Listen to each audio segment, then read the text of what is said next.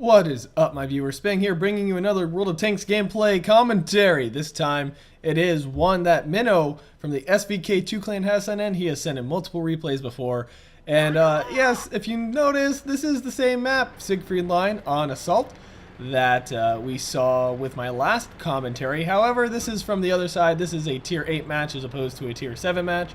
And yes, I guess I should have kind of looked for a little different replay, you know, change it up a little, but it doesn't matter too much. It's just one of those insignificant things. Now, the teams are fairly even. I've looked at them. I mean, in general, I prefer heavies to mediums and, you know, so on and so forth. But like I said, overall, looking at the teams, it's pretty even, although Minnow's team does have one more Tier 7, but they are short an artillery piece and have a Tier 5.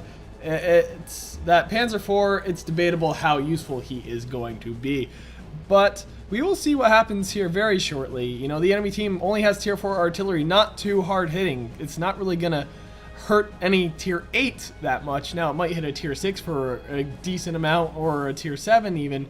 I'd say probably 100 hit points at most.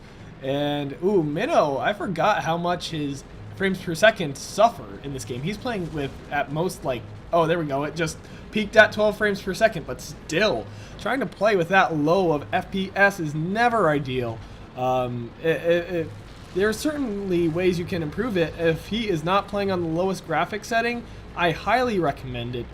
Just go into those settings and do with the minimum, because it's better to play on lower graphics but not suffer any frames per second drop.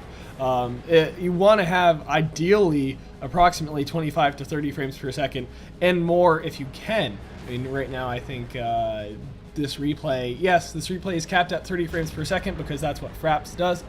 For some reason, I guess I did not have it set on his view. I can't believe it took me this long to notice that. But anyway, this Tiger 2 advancing a little bit too much and getting himself lit up, just losing approximately 600 hit points of health there. And that's significant, but at the same time, he can come back and recover from that. I've taken a lot of damage early on and, you know, come back to really ruin the enemy's day, but when you take that much damage early on in a match, you do have to play cautious from that point forward. You can't be just throwing yourself around. You have to move forward, kind of be a little more sneaky in the way you kind of approach the enemy. Now, Minnow still doing well for himself. He's got full health here. The T32, its strength is its turret, even though it does have pretty decent frontal armor. Now, it's not the most powerful, it's not the strongest frontal armor, but it has been known to bounce shells. So it's definitely something. The T32 is definitely a bit more of a brawler than the T29 is, and more of a brawler than the T34 is. So a little more robust than either of the other T-series tanks in the American heavy tank tree.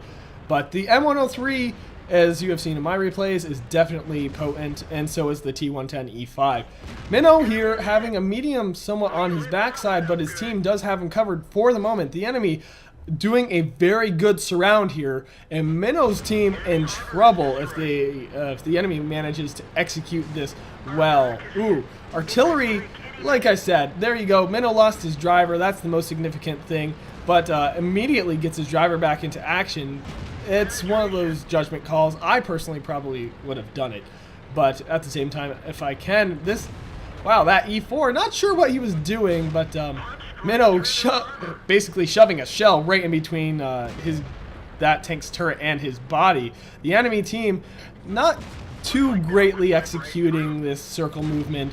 They have a very strong push rate there, but as it stands, Minnow's team has a very good defensive line going, and I'm not quite sure what all those tanks are doing in the back. They really are a bit too concentrated back there. They aren't really being too useful back there. But this M6 doing a little bit hurt. That Tiger 2 definitely going to get himself killed very shortly by that line of 3 tanks moving on his position.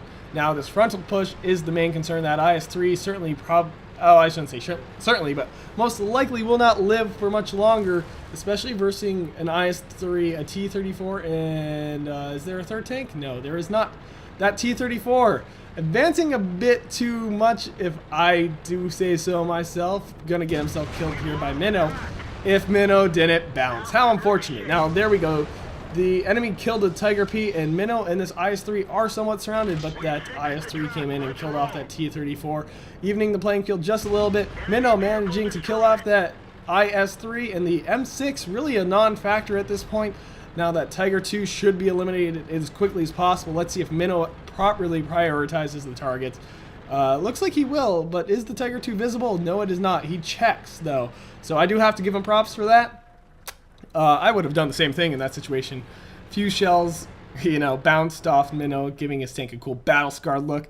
The Tiger 2, if he would just pull out a little more, no, he is too smart for that. He's got the upgraded turret, but not the best gun. You can tell by the fact there is no muzzle brake. Minnow's team winning at this point, like Charlie Sheen, and M6 driving out to his doom. I don't know what that M6 was thinking, if he was even thinking at all. But there was no reason for him to do that other than to just get it over with and get himself killed. Now the KV-5, there we go. Minnow shooting right for that weak point, right on that little gun turret. Like I said before, typically gun turrets and hatches and the underplates are the soft points. Ooh, nice. I liked the way he just let the enemy back that turret right into that position rather than trying to lead the target, which when I say lead the target, I mean you move your gun with the enemy as they move. But then he did the ambush strategy, which is where you wait for you sit, let your gun aim, and you just wait for the enemy to drive in front of it. So there's that. Minnow, 5 kills at this point, doing very well for himself. And going out into the field to eliminate enemy artillery because he's more than confident his team can handle that KV-4 by themselves. Both AMX 105 AMs right there, one shot. There we go. The other one will die very shortly here. This Type 59 will miss. And Minnow moving in to get the kill on this other artillery piece. Now, the question is, where's that M7 hiding? And not around this corner. I was half expecting that M7 to be around this corner. And both of them being waiting. Now, the AMX 105, certainly, he should have tried to just shoot. But apparently he didn't think he had the shot. I don't know what was going on there, but you should always go down swinging if you can. If you have a shot, take it because you might as well hurt the enemy before you die. That's just my philosophy on things. Now, Minnow working as a team here, that 59 going to the south, so he's going to go up north, just fully. Minnow, okay, the one thing I do have to criticize, it worked. His team went on the offensive, and it can be said that sometimes the best the best defense is a great offense, and that can be very true, as you just saw here.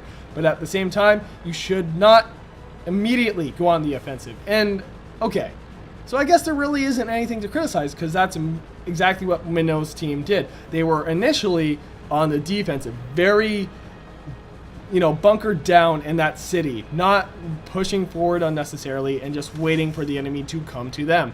And then once the enemy's numbers were thinned, that's when they got aggressive. And I think that's the best way to play defense on assault, is when you see the opportunity. Now this is key, but when you see the opportunity to be a little more aggressive on the enemy and start encircling them and picking them off one-on-one, once you've kind of shifted the tide of the battle and you have absorbed that initial push, then you can be aggressive. But the safest bet is to always be defensive. But, I mean, like I said, I was going to criticize this team, but they played it right.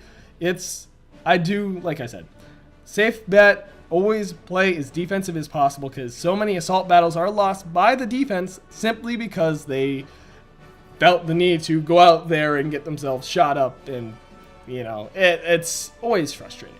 But anyway, he did not send any screenshots, which that is perfectly fine. If you want to send them, do. If you don't, I can still do a commentary. That's perfectly acceptable. But if you like this video, click that like button. If you want to see more, subscribe. If you got a replay, send it to spanglereplays@gmail.com. As stated before, email's in the description. And if you send one, just expect it to be a while before you see it on my channel, due to the fact I have a massive backlog of viewer-submitted replays. Anyway, thanks for watching. This is Spang, and I am signing off.